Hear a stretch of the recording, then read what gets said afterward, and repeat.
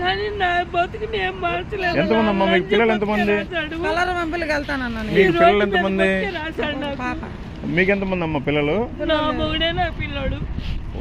నాకు పాప. అంత ప్రేమిస్తున్నాను మీ భర్తని. దానికి మంచంలో ఉన్నాడు వచ్చి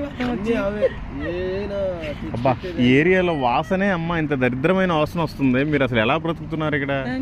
ఈ పాపంలో నుంచి బయటికి రండి. దేవుడు మిమ్మల్ని పిలుస్తున్నాడు. దేవుడు మిమ్మల్ని ప్రేమిస్తున్నాడు. ఏదైనా పని చేసుకోవాలమ్మా. ఒక హోటల్లో పని చేసుకుంటే 9,000 10,000 ఇస్తారు కదా.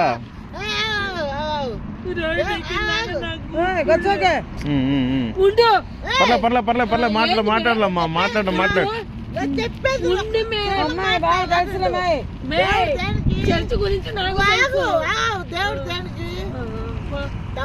డబ్బు పెట్టేవాడు